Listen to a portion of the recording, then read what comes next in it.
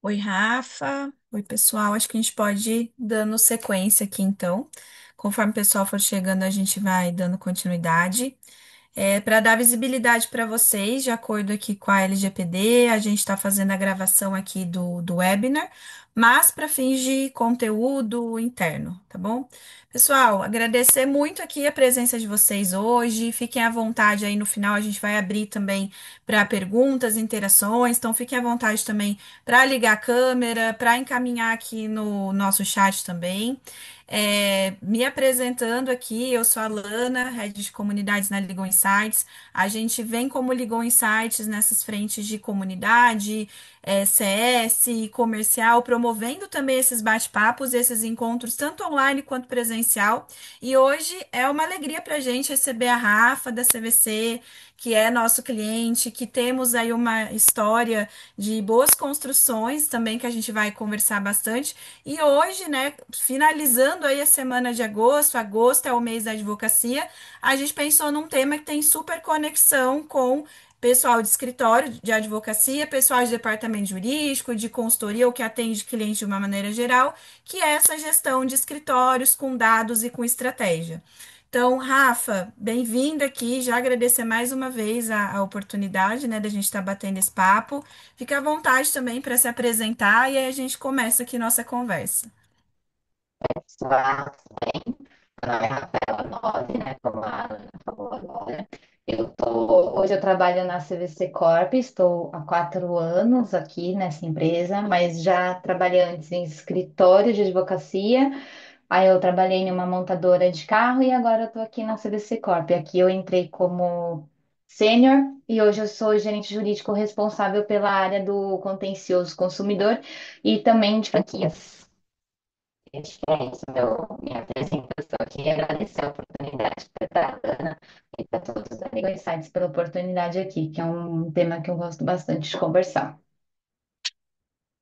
Muito bom. Às vezes o seu áudio deu uma chiadinha, Rafa. Eu não sei se é o Tá. fone, mas conforme você falou, deu para ouvir qualquer coisa, a gente dá um toque aí também. Então, vamos lá, né? Quando a gente fala aí sobre escritórios de advocacia, essa gestão mesmo de departamento jurídico de empresa, nós sempre pensamos nessa relação, nessa parceria, né? Porque ninguém faz nada sozinho. Então, nem o escritório, nem o departamento jurídico é uma relação muito de ganha-ganha, né? Então, dentro dessa tua trajetória aí, do que você vem vendo na CVC, que você mapeou assim que seriam os principais desafios da gente fazer essa gestão dos escritórios? Hoje eu vejo como são 5 desafios que vejo com parcerias dos escritórios.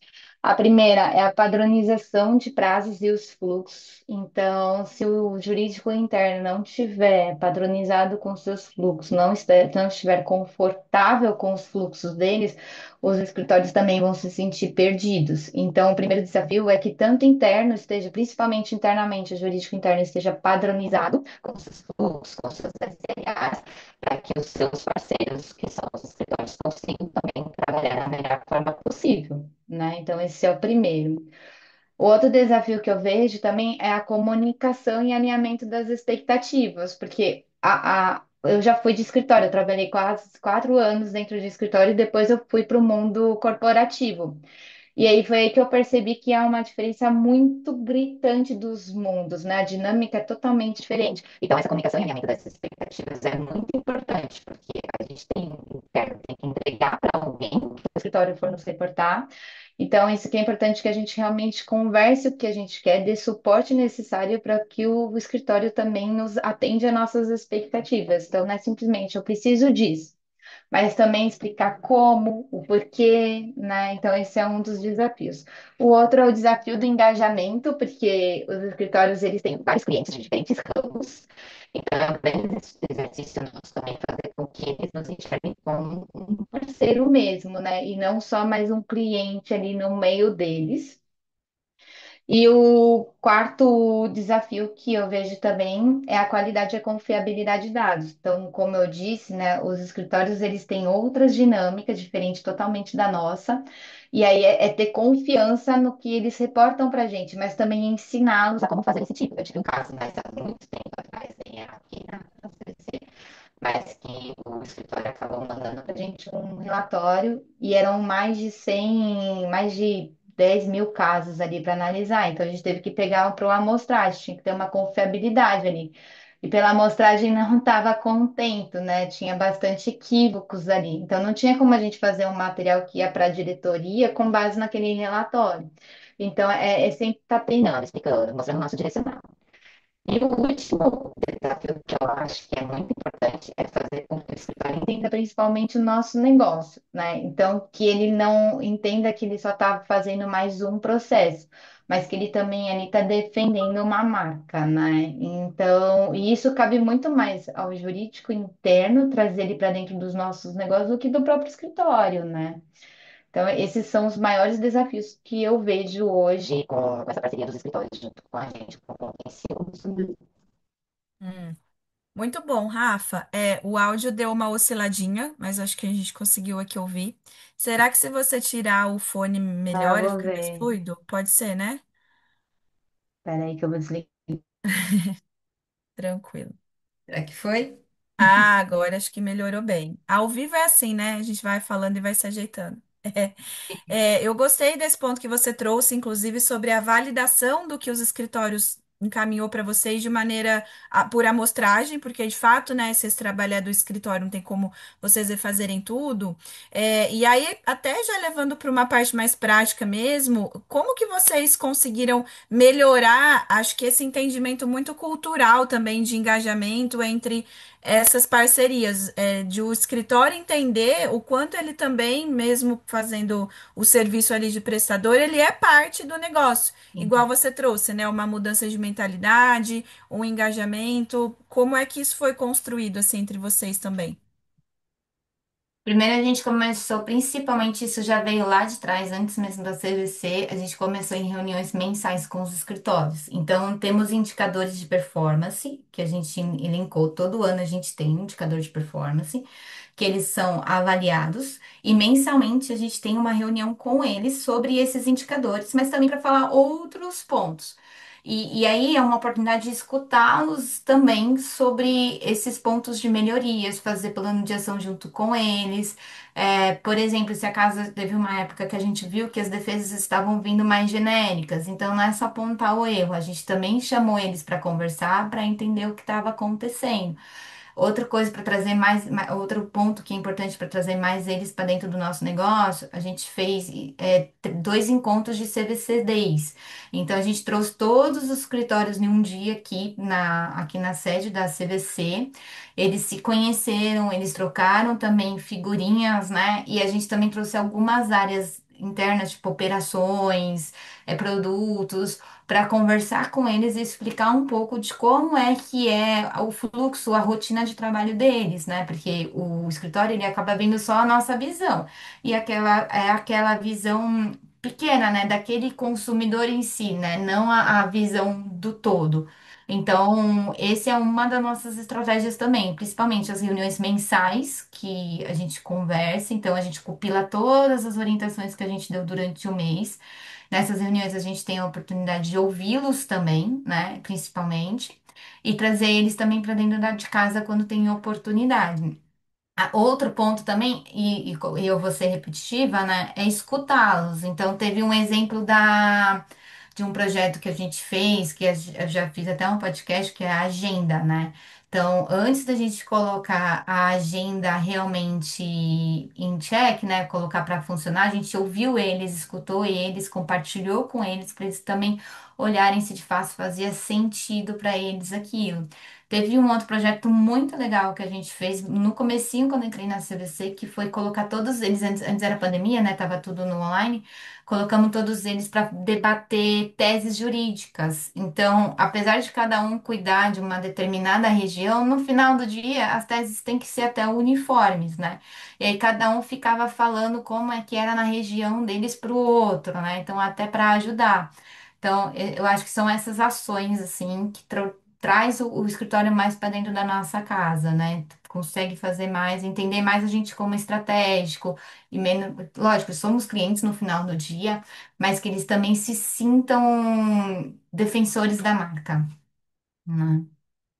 É essencial ter essa proximidade, né? Gostei muito que você enfatizou a escutativa, porque a gente vê que em época de tecnologia, inteligência artificial, necessidade da gente melhorar sistemas, claro, melhorar essas ferramentas, tudo que vem antes é o mapeamento do fluxo, né? De entendimento mesmo de onde estamos, esse processo, o que que já está funcionando, o que que não está tão legal, a gente precisa rever. E aí ter essas métricas, ter também essa proximidade é essencial. E aí você falou até desse case, que é um case Legal Insights, tanto agenda quanto acompanhamento das métricas ali, ranking, né, dos escritórios. E aí até como que vocês fizeram para também fazer essa definição de quais seriam as métricas, os indicadores que vocês precisariam mapear, claro, como jurídico interno, mas também nessa parceria dos escritórios, assim, foi algo que vocês conseguiram construir juntos ou foi muito de regra do próprio negócio e aí seguindo essa comunicação? Eu entendo assim que as métricas mais relevantes são aquelas que refletem exatamente as metas do nosso departamento jurídico, né? Até para que os dois remem juntos, né? Tanto o escritório como nós. E no final do dia, a gente precisa muito deles para entregar as nossas metas. Todas impactam nas atividades que eles prestam, né? Então, todas as métricas que a gente faz, a grande maioria, tem realmente muito impacto em cima do que eu tenho que entregar no final do ano aqui para minha diretoria, né? Fora isso, alguns a gente conversa. Tem uma métrica especial que era, a gente usava até o ano retrasado, que era a falha processual barra operacional. Então a gente colocava os dois tipos de falha no mesmo indicador, até porque a gente estava construindo fluxos, tinha um curva e a parte interna também a gente não tinha tanto tempo assim para analisar tanto a técnica dos escritórios. E eles já estavam mais de um ano falando, Rafaela, tá na hora de mudar. Eu acho que eu também quero ser avaliado só pela minha técnica e só pelo meu operacional, né? E aí a gente esse ano até mudamos, a pedido inclusive deles, de separar. Então hoje a gente tem um indicador só de falhas operacionais, que são aqueles que afetam nossos fluxos internos, que atrasa ou que não segue até o final, né? Que tem algum ponto ali crítico. E os fluxos e os equívocos processuais, que são as técnicas jurídicas mesmo. E foi importante essa curva e esse pedido, porque isso nos ajuda a se tornar um contencioso muito mais técnico. Apesar da gente ser um contencioso de volume, ele começa a ter uma curva também mais estratégica, ao ponto da gente começar também conseguir analisá-los da técnica dele, seja perda processual, seja defesas genéricas. Então, eu achei isso interessantíssimo. E o outro ponto foi os bloqueios também. Eles pediram para a gente separar os tipos de bloqueios, porque eles também estavam tendo essa necessidade deles mesmos se autoavaliarem a depender do motivo que aquele valor foi bloqueado, né? Então, hoje, depois que a gente inseriu as métricas, que já faz 4 anos nessa cultura de deles serem analisados de performance, eu vejo eles também engajados a nos ajudar, assim, ó, eu acho que melhor você começar a nos avaliar dessa forma e não daquela forma. E aí eu vejo como isso, mas especialmente que as metas do departamento jurídico também sejam as metas dos escritórios, para no final do ano a gente entregar o entregável, né? E sempre explicando. Por exemplo, esse ano as nossas metas são um pouco mais arrojadas, né? Então, teve uma meta específica que a gente não capotou 100% para o escritório, mas a gente, vamos dizer assim, deu uma cenourinha. Então, por exemplo, a minha meta, a gente explicou para eles, a minha meta é essa. Só que a gente sabe que é um pouco mais arrojada. Se acaso vocês baterem essa meta até o final do ano, a gente dá acréscimos na meta final. Então é um bônus. Não vai ficar ali na análise da performance deles, mas fica um bônus de engajamento para eles conseguirem. Porque se tiver muito perto do segundo colocado, o primeiro e o segundo, se o primeiro ganhar, conseguir bater essa meta mais arrojada, ele sabe que no final do ano ele ganha uma disparada ali do primeiro, né? Então ele fica distante dos outros, né? Então, a gente também tem esse equilíbrio, né? Não dá para também colocar tudo em cima do escritório, né? A gente também faz esse tipo de equilíbrio com eles. A gente trouxe o título aqui de conexão jurídica eficiente, né, para o nosso webinar. E a eficiência ela está muito em todas essas pontas, de fazer mesmo essa conexão esse entendimento, essa entrega. Gostei bastante que você trouxe esse ponto. A Moniz até comentou aqui que achou bem interessante esse olhar variável para a meta, para a gente ter ali o fixo, ter o bônus, e isso também, de certa forma, a gente trabalha aqui com dados, com dashboards, com visual, mas a gente sempre fala que esses dados, eles precisam ser de fato utilizáveis e acessíveis, para que aí todo esse mapeamento e esse ranking não vire apenas uma cobrança, né? Igual você trouxe, que de fato os escritórios também consigam entender a necessidade, mas também o benefício que eles vão ter em relação a isso. E aqui a gente tem também um pessoal de escritório, da área de controladoria, área de legal ops, e um grande desafio sempre é também o input desses dados, né? O cadastro, o preenchimento, a verificação da validade, da qualidade de dados, é realmente um fluxo, assim. Então, eu acho que a gente falou aqui sobre métrica, a gente falou sobre esse engajamento. E aí, como que você acha que esses dados de fato vão ajudar nessa tomada de decisão, mas não só na tomada de decisão unilateral, mas para que esses escritórios também consigam, e aí talvez dicas até que você já tenha visto nessas rodas de conversa, de como que internamente eles conseguem trazer essa importância, porque começa ali desde o pilar inicial, seja com o estagiário, o analista, Uhum. até a gestão, até a coordenação. Todo mundo precisa estar envolvido com essa cultura data driving, né? Sim, eles colocam todo mundo numa reunião com a gente no mensal. É bem legal, assim, tipo, então a gente só não conversa com os sócios também colocam as outras pessoas embaixo. Quem realmente, vamos dizer, coloca a mão na massa ali, entram dentro dessa reunião e todo mundo pode perguntar. Então é muito livre esse momento, né? E é muito legal porque o próprio escritórios já vê as métricas não como uma cobrança fria, tipo, como algo ruim como pontos de melhorias, até porque são vários tipos de indicadores que a gente tem de performance e eles já apontam pontos de melhoria. Então, eles podem estar muito bem no indicador um, mas no indicador 3 eles precisam melhorar. E isso que é legal, porque a gente ajuda eles a direcionar na onde realmente eles precisam ali ajustar algum fluxo ou conversar com a pessoa, dar treinamento com quem faz aquele tipo de atividade. Então, nossos indicadores de performance, eles passaram a ser considerados como algo para ajudá-los a melhorar o nosso fluxo e o atendimento para nós também, né? Então, eu vejo isso. E é interessante que eles ficam assim esperando o final, né? Porque eles sabem a posição deles, só deles, né? Não dos outros escritórios. E aí, quando eles ganham em primeiro, é uma felicidade imensa, assim, tipo, nossa, não acredito, ganhei. E aí, alguns até falam, você vai ter churrasco, se passa em primeiro lugar, 3 meses seguidos e tem churrasco. Depois eu vejo até no Instagram que eles postam assim, ó, churrasco de comemoração. Então isso é legal, assim. E é uma conexão com a gente, porque eles sentem-se também que eles estão entregando, né? Então vai muito além de fazer uma petição, vai muito além de fazer uma defesa, né? Porque por trás dos advogados que também estão ali redigindo a peça, fazendo, tem a pessoa do back-office fazendo também, né? Tipo, preenchendo uma guia, controlando o bloqueio, né? E o estagiário indo lá fazer memoriais, né? Então tem tudo por trás também deles, né? Então, e é isso que a métrica, eles também valorizam essas pessoas, né? Então se não tem, por exemplo, guias recusadas, é um benefício para quem faz a guia, né? Tipo, é um parabéns para essa pessoa que realmente o mês inteiro foi bom e a métrica aumentou, a nota do escritório aumentou por causa da atividade dela, né? Então é valorizar todos os tipos de atividade que tem dentro de um escritório de advocacia, né? Hum.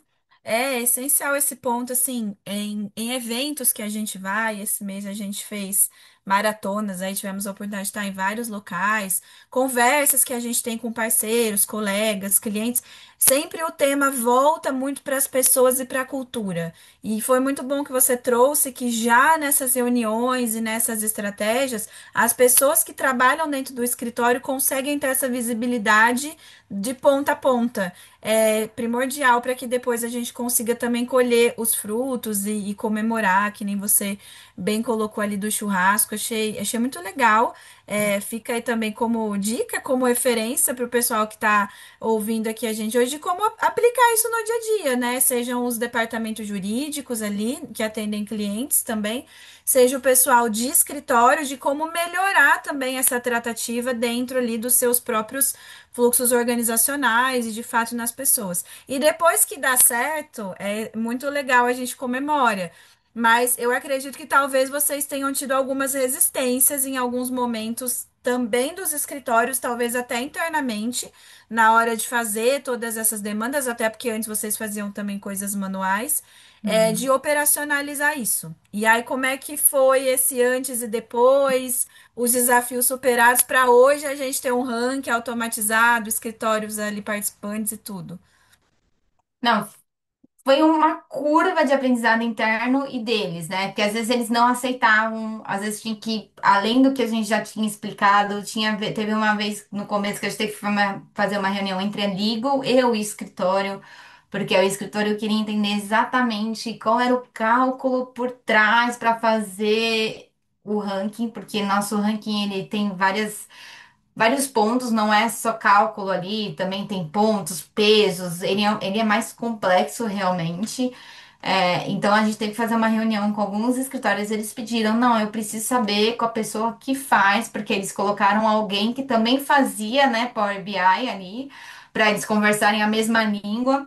E foi interessante porque em alguns casos a gente via que fazia mais sentido que o escritório tinha pensado, né, o ponto que estava até crítico do que o que a gente tinha analisado, né? E a gente às vezes até teve uma mudança ali, até da forma de analisar aquele indicador, né? O cálculo em si, né? Não a ideia. E o outro ponto também foi muitas explicações de algumas coisas. Então, por exemplo, algumas falhas, como é que a gente, por que que colocou isso, aí fazer uma reunião.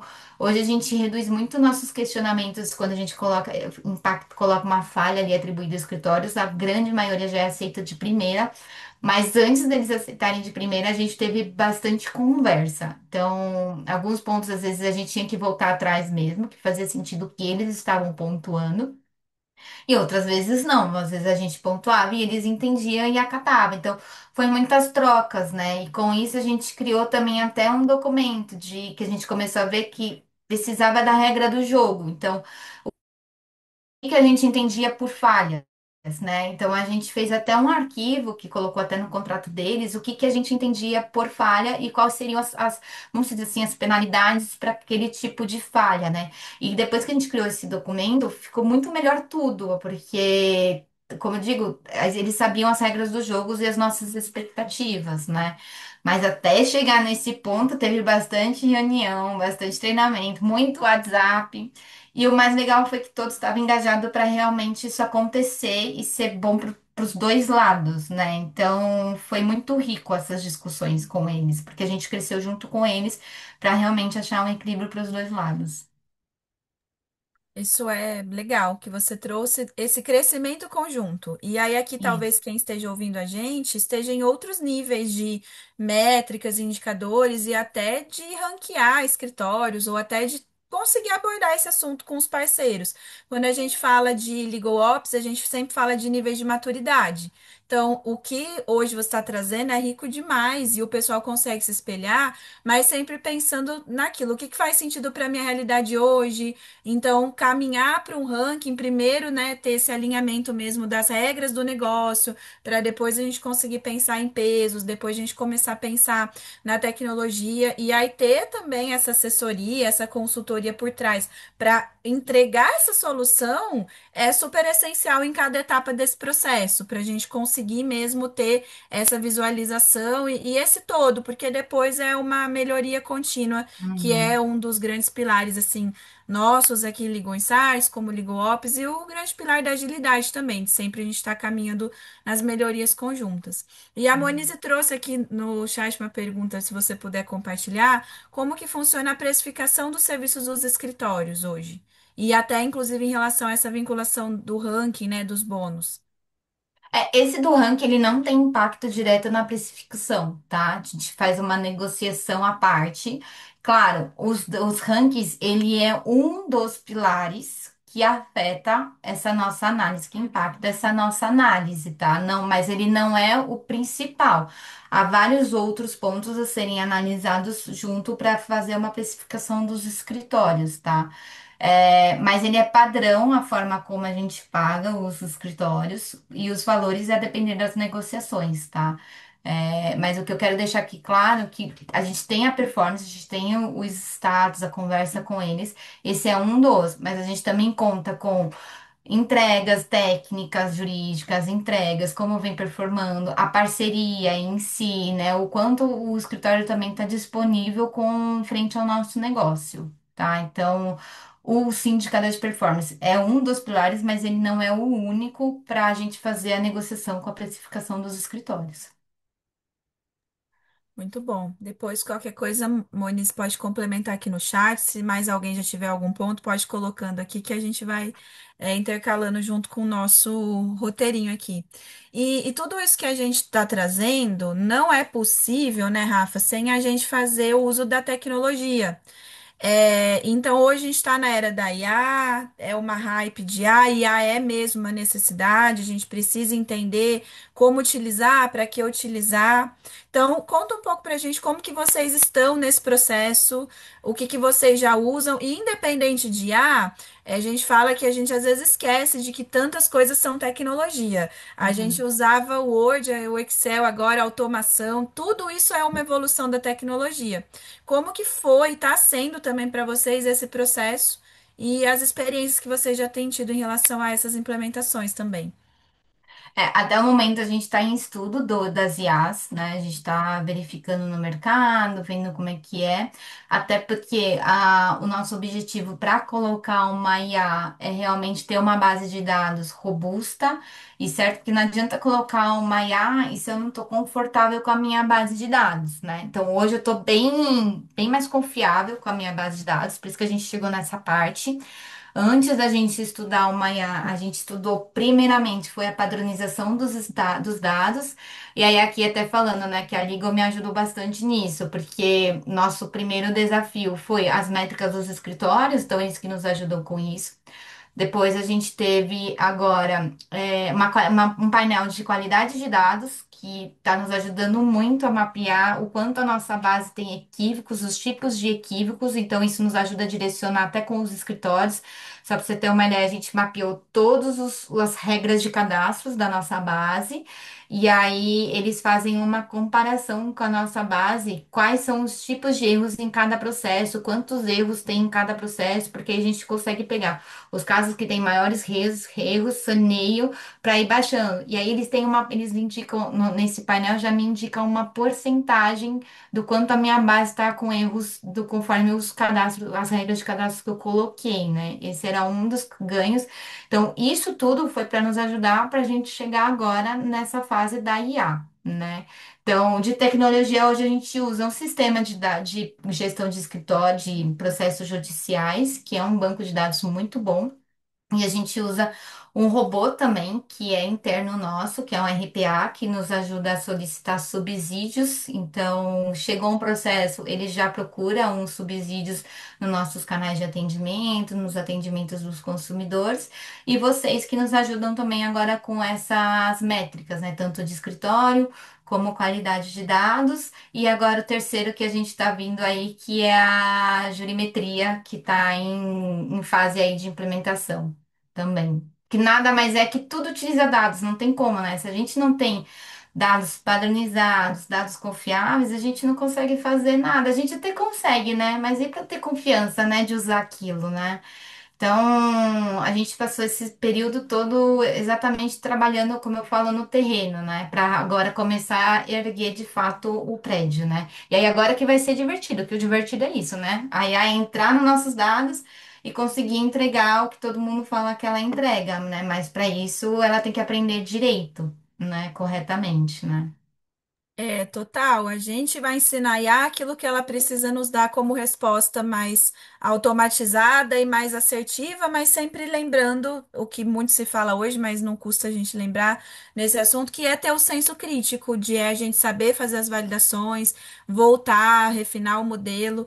E eu fico muito feliz assim de ver a evolução, né, dos cases. Antes de estar na área de comunidades, eu era da área de projetos, então consegui acompanhar bem essa evolução também dos clientes junto com o nosso time, o pessoal da tecnologia, os devs, a gente tem até o guia aqui também hoje acompanhando, e é muito interessante ver essa relação mesmo de bater regra de negócio para depois chegar, desenvolver o BI e fazer a entrega do dado. Quando chega ali o Dash, o Power BI é muito bonito, mas até isso acontecer são vários processos, várias etapas, e é muito bom ver toda essa evolução. E vários cases aí que a gente vem construindo juntos, né? Desde a qualidade até a agenda, jurimetria, análises preditivas também, é algo que a gente já vem fazendo ali para os nossos clientes.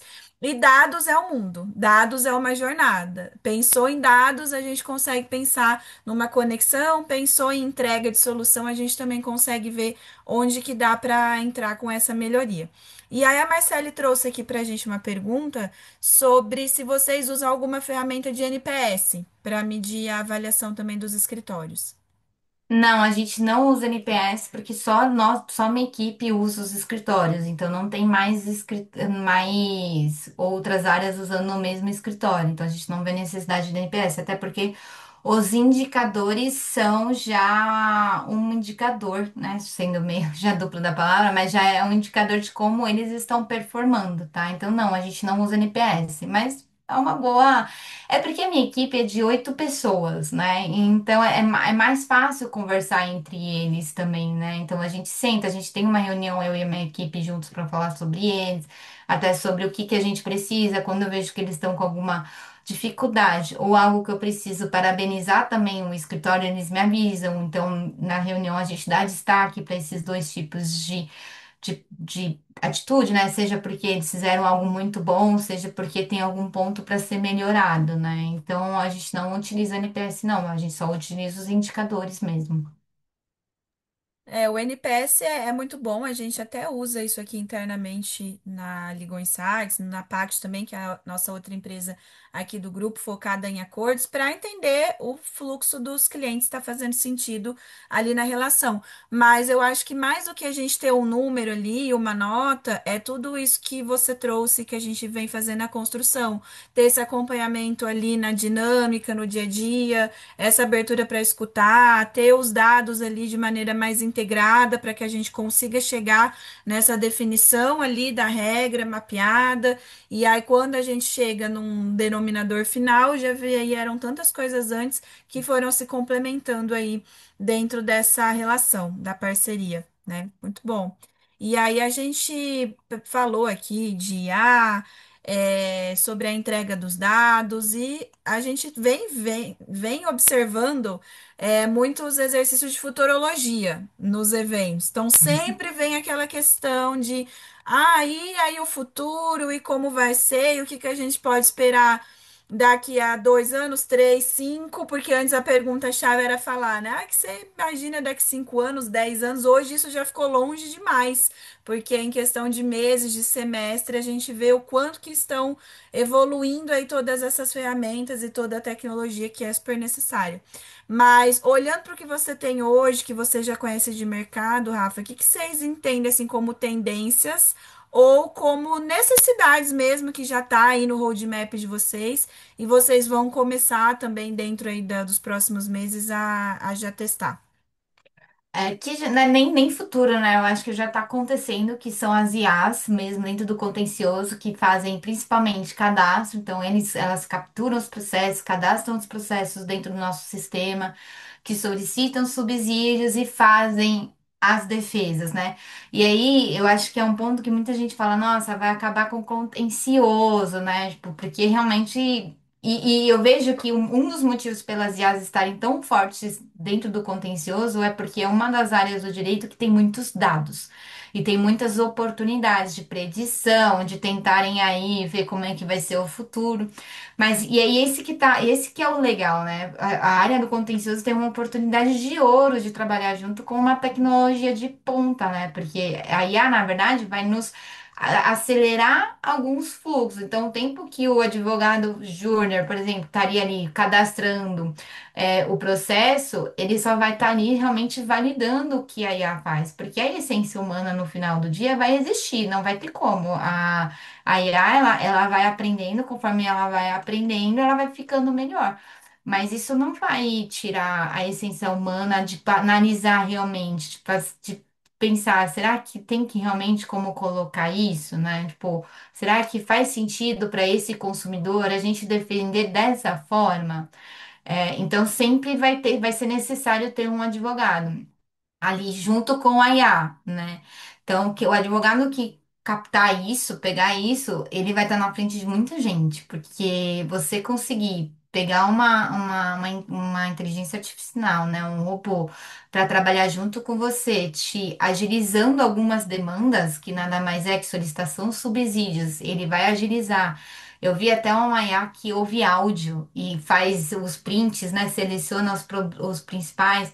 O quanto tempo esse advogado demoraria para analisar tudo isso, né? Então ele só vai lá e vai confirmar realmente se aquela IA fez sentido o que que ela selecionou, né? E no final do dia vai precisar, porque no final do dia a gente vai falar também com outro humano, que é o juiz, para defender, né? Então, e que tem os pontos, e eu falo até que no nosso caso, o juiz ele também pode ter sido, ele é um viajante, né? Então, ele pode ter sofrido a mesma coisa que aquele consumidor sentiu. Então, tem todo esse ponto. Então, no final do dia, a gente vai precisar, nós, advogados, lá saber o que está acontecendo. Então, a IA realmente é só um meio para agilizar o processo e tornar, porque tem contencioso, ele é um pouco fala assim, é massa, é Ctrl+C, Ctrl+V. E eu acho que esse é o ponto também, né? A IA veio para mudar essa imagem do contencioso, né? Porque a gente vai conseguir fazer defesas muito mais estratégicas, muito mais rápido e com muita qualidade. Então, o que eu vejo para o futuro é que os tribunais também vão começar a ter que serem mais técnicos também. Então, vai ter renovações aí de defesas. Eu acho que tem muitas oportunidades aí para subir e até de mudança ali de posicionamento de jurisprudência, porque a partir do momento que a gente prepara uma boa defesa com qualidade, tudo muda, né? Tipo, a nossa imagem em frente ao juiz também muda, a nossa marca muda a forma como o juiz vai decidir os nossos casos, né? Então só tem ganhos aí com a utilização da IA. IA sempre é algo que vai ter que estar no nosso radar para a gente estudar. A gente aqui da Legal Insights faz parte de uma pesquisa da FGV e eles vêm estudando agora sobre IA, mas antes eles fizeram o lançamento de uma pesquisa voltada para a Legal Ops e aí os dados são bem nesse sentido mesmo. Eles trouxeram que 84% aí dos órgãos jurídicos buscam otimização de recursos e aumento da eficiência, que tem 30% aí estão conectados com habilidade de gestão e 34% com as habilidades socioemocionais, que são as competências aí mais esperadas dos profissionais e dos perfis, e 78% procuram ferramentas de IA generativa. Então a gente vê que é algo que já está aí, que está sendo falado, que está sendo estudado.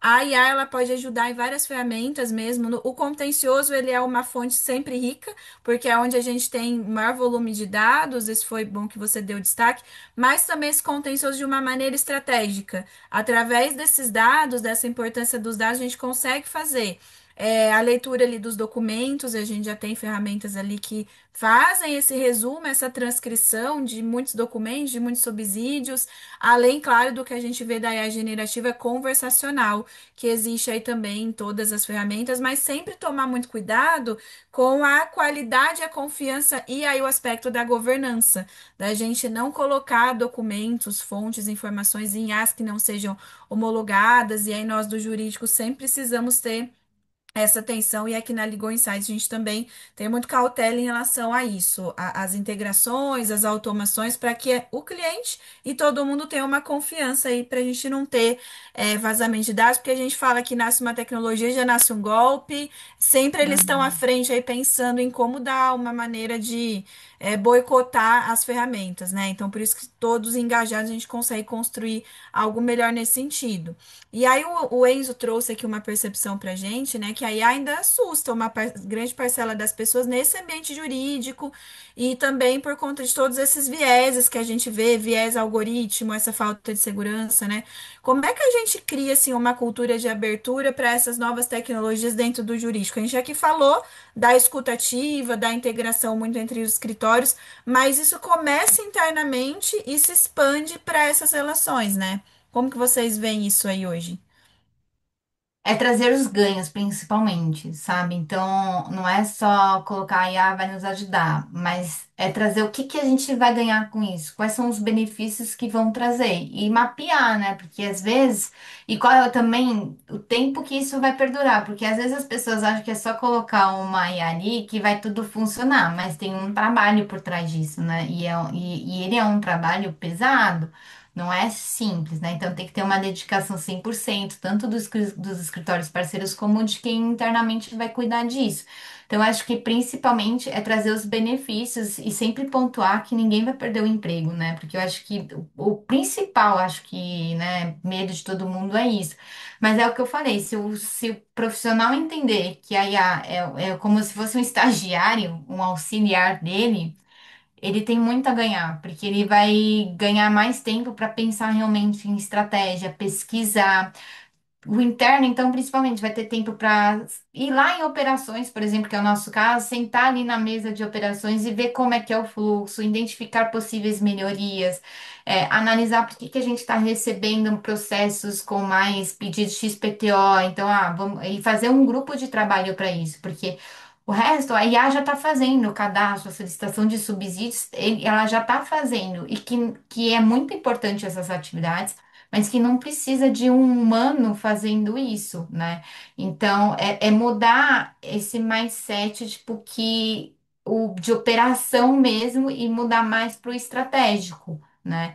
Então, eu vejo como dessa forma, é trazer mais os benefícios e pontuar que as pessoas vão ter mais tempo de qualidade de tempo mesmo de serviço dentro da empresa, né? Então, ficar ali fazendo só e-mail, solicitando subsídios, vai ser coisa do passado. O dever dele vai ser analisar os subsídios. Então, o tempo que ele gastaria fazendo esse e-mail solicitando subsídios, ele vai gastar agora analisando de ponta a ponta todos aqueles subsídios enviados pela loja, pela área que era responsável por isso.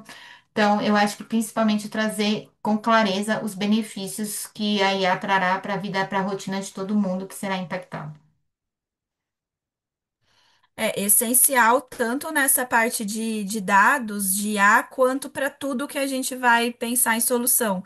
Mostrar os resultados e também mostrar o que veio antes é muito bom. A gente esteve no Rio Innovation Week esses tempos e eu assisti uma palestra da Vanessa Matias que ela falou sobre essa cognição. Então, quanto que a IA ela acaba sendo desafiadora, porque a gente fica às vezes até um pouco acostumado, eu vou colocar lá, a IA vai fazer para mim, eu vou perguntar, a IA vai me trazer.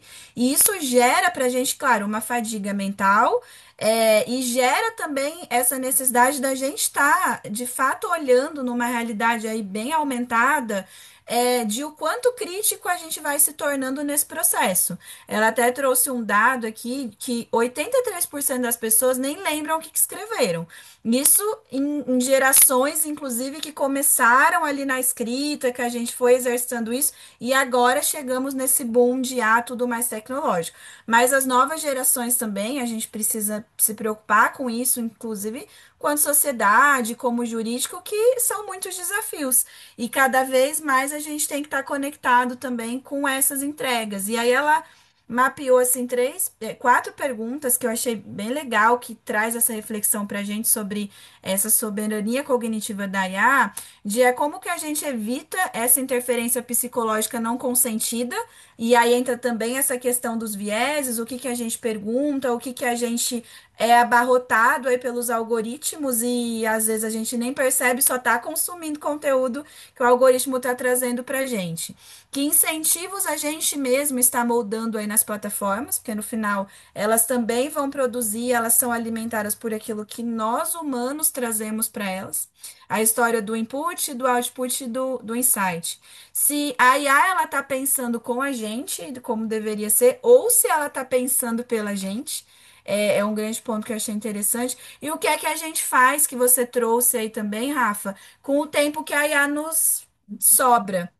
A Exato. gente vai pensar ali, olhando também para a relação com escritórios, melhorar a tese, melhorar em testar mais de forma efetiva esse modelo, pensar em outras ferramentas, outras consultorias, outros parceiros, rever ali talvez alguma métrica, algum indicador que eu acompanhava até agora, mas talvez não faz mais sentido. São possibilidades, mas que a gente só consegue enxergar e ter respostas quando a gente se permite também essa expansão de mentalidade, essa abertura e também se conectar com isso. E aí acho que é o poder dos dados, da eficiência jurídica. O LegalOps veio para ajudar essencialmente nisso também, para que os departamentos jurídicos, os escritórios também conseguissem ficar mais focado na essência ali, no core do que é a entrega e deixar as outras áreas e os outros parceiros também pensarem nessas outras questões de eficiência, né? A gente vai começando a se encaminhar aqui para o nosso final. Então, quem chegou um pouco depois, quem está aqui acompanhando, tem oportunidade também para colocar perguntas, observações, considerações aqui no nosso chat. Se quiser entender um pouco mais aí de algum case que a Rafa trouxe também, dos dashes, das métricas, do qualidade de dados, a gente falou sobre preditividade, muitos temas, muitas conexões legais aqui que a gente foi trazendo, Rafa. E o objetivo também do webinar e do que a gente vai promovendo como conversa é ter essas trocas. Então, o que você faz, o que você já testou, o que você validou, serve de case, serve ali de dica prática para quem está nessa jornada e todos nós vamos aprendendo juntos, assim, né? Rafa, teve algum ponto que a gente não tenha falado, algo que você queira acrescentar aqui, detalhar melhor, alguma dica aleatória que você queira passar pro pessoal, pode ser livro, curso, filme. A gente fala aqui que o saber é sempre expandido e a gente aprende também em cada oportunidade. Tem um livro que eu gosto muito, que é o do Netflix. Eu não lembro, eu não consigo, mas não fala de dados, ele fala de gestão, de mundo corporativo, e eu acho esse livro maravilhoso, assim, eu coloquei vários post-its nele. Esse é um livro principal. E falando sobre um ponto, só voltando um pouquinho lá atrás, sobre dados, a gente está para entregar a jurimetria, né? O Gui está me ajudando muito, inclusive ele está aqui com a jurimetria. E aí, quando a gente fez o primeiro dash, a gente viu que algumas coisas estavam meio equivocadas. E foi muito legal que a gente reuniu todos os escritórios, mostrou alguns equívocos e eles mesmos davam risada. Tipo, não, não é possível que a gente escreveu dessa forma, né? E eles super se engajaram e fizeram no tempo que a gente precisava. Então, foi bem legal também esse projeto. E é isso, é escutativa, é colocar eles, mostrar onde está errado, mostrar o que a gente tem de pontos de melhoria, né? Então, e de livro, esse da Netflix, que eu acho que é bem legal. Eu não sei o nome agora, que já faz um tempo que eu li. Agora com a bebê, então tá meio difícil eu ler livro, mas um livro que me impactou muito mesmo foi esse da Netflix, que eu acho ele fantástico para saber sobre o mundo corporativo e sobre carreira, especialmente. Bom, ainda tem tudo isso, conciliar os desafios de trabalho, de dados, tecnologia com a vida pessoal, com a rotina, e é um boom de informação, é livro, é filme, é muita coisa acontecendo. Até falando em livro também, renovar um convite que a gente colocou nas nossas redes para o pessoal que for de São Paulo. Amanhã vai ter um livro, o lançamento de um livro que eu participei o Eduardo Ariente, que foi o organizador, então é sobre assessoria jurídica de organizações inovadoras. Pessoal, quem não segue ainda a gente ali nas redes, Ligou Insights, Pact, a gente está no Instagram, no LinkedIn. Então, amanhã a gente vai estar ali no lançamento também. Vai ser muito bom receber quem é de São Paulo e região e poder estar lá. E eu tô falando e não tô dando a referência do lugar, né? Vou passar aqui a informação mais detalhada, mas é para vocês seguirem a gente lá. Vai ser na Livraria do Mon amanhã, 18h30, tá? Então a gente aguarda vocês também que puderem estar conosco. Rafa, muito obrigada mais uma vez aqui pelas tuas dicas. Foi muito legal, o papo fluiu super bem. A gente trouxe aqui muitas coisas. Então, agradecer a você pela oportunidade, disponibilidade, pela parceria, que a gente continue aí construindo bons cases, apoiando vocês também em cada necessidade, em cada desafio aí que a CVC, que a sua área tenham. Pessoal, agradecer também vocês que acompanharam a gente até aqui, o Enzo, todo o pessoal que deu suporte para a gente também aí nas redes. E seguimos nos próximos. O webinar está sendo mensal. A gente cada mês está trazendo um tema específico, mais voltado para Legal Insights, mais voltado para a Pact, mas sempre pensando nessas construções humanizadas, não é só sobre tecnologia, é sobre dados, é sobre as conversas, é sobre as reflexões. E assim a gente entende que nós vamos construindo comunidades e um ecossistema aí de legal operations de uma maneira mais eficiente e mais direcionada para escritórios, para departamentos, para consultorias e parceiros. Então, vamos juntos, a gente aguarda vocês nas próximas. A gente fica super à disposição também, né, Rafa, para quem quiser Sim. entender um pouco melhor no detalhe, saber mais detalhes aí dessa construção. E é sempre um prazer receber vocês aqui. Obrigada, pessoal. Obrigada, Alana, pela oportunidade. Legal Insights aí. Obrigada pelo convite. Foi muito bom estar com vocês aqui. Até mais, pessoal. Até Tchau, mais, gente. tchau. Tchau.